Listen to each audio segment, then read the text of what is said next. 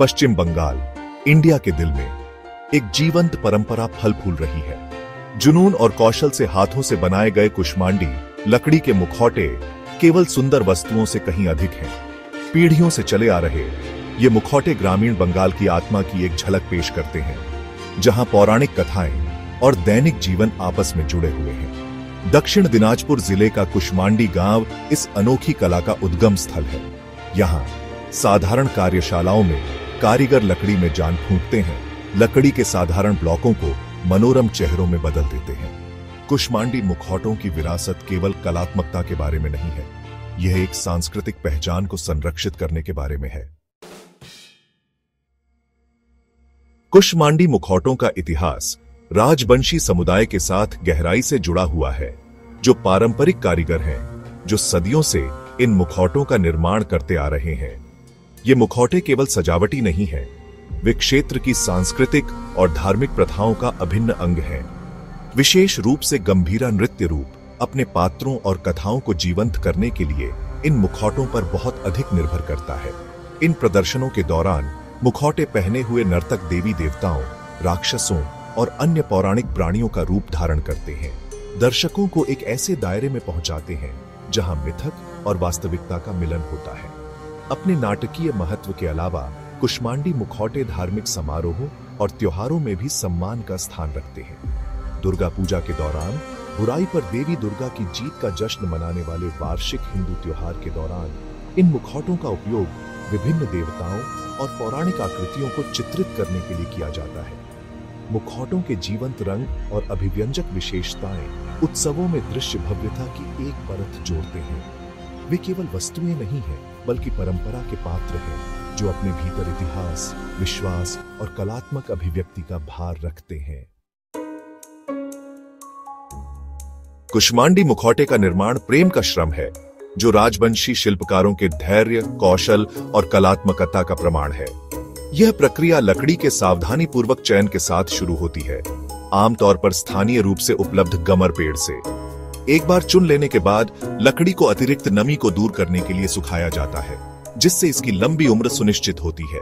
साधारण हाथ के औजारों, छेनी, गौज और चाकू का उपयोग करके वे कुशलता से लकड़ी को आकार देते हैं, मुखौटे की अभिव्यंजक विशेषताओं को जीवंत करते हैं।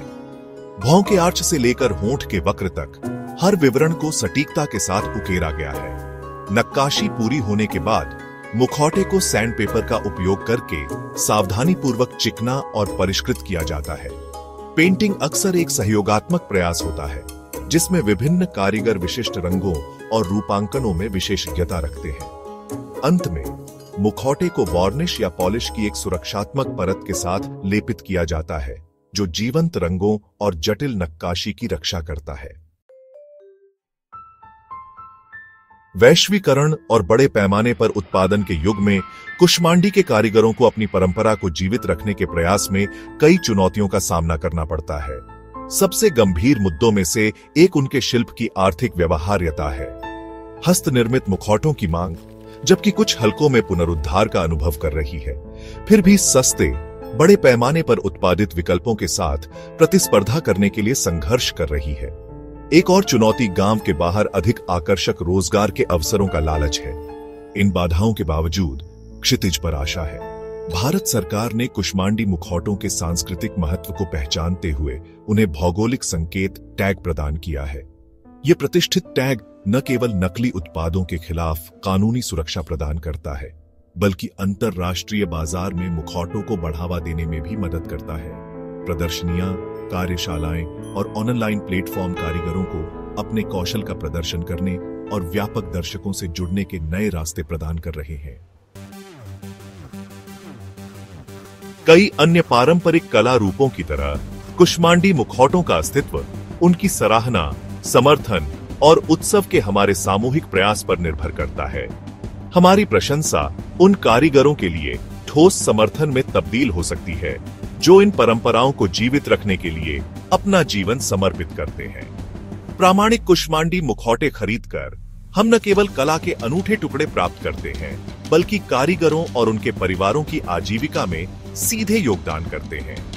हम उनके शिल्प के संरक्षक बन जाते हैं, उन्हें अपनी विरासत को जारी रखने और अपने कौशल को भावी पीढ़ियों तक पहुंचाने के लिए प्रोत्साहित करते हैं।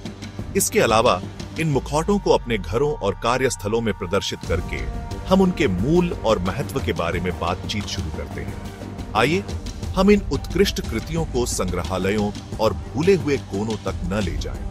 इसके बजाय आइए हम उन्हें अपने जीवन में लाएं, उनकी सुंदरता का जश्न मनाएं, उनके इतिहास का सम्मान करें और यह सुनिश्चित करें कि उनके द्वारा फुसफुसाई जाने वाली कहानियां गूंजती रहें। कई अन्य लुप्त होती परंपराओं की तरह कुष्मांडी मुखौटों का भविष्य हमारे हाथों में है।